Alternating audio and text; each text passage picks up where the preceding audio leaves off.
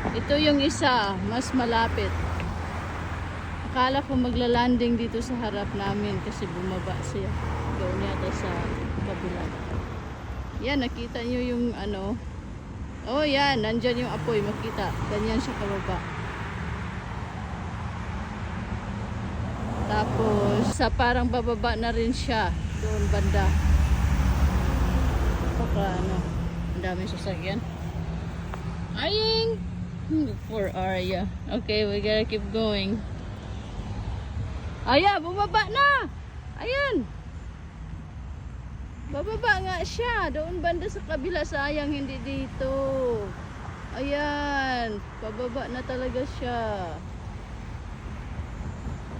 Malapit na siya. Kunting ano lang siya sa kahoy, oh.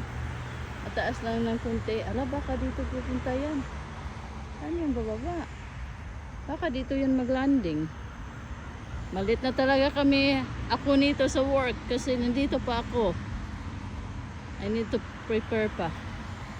Hindi na lang ako mag-workout muna. Mamaya na sa gym. Ay, tumaas na naman siya. Pero naghanap na yan ng malandingan.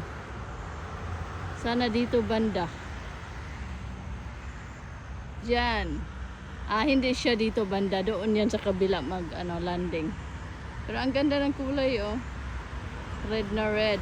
At saka ang ganda ng reflection. Parang dalawa sila. May reflection dito sa tubig.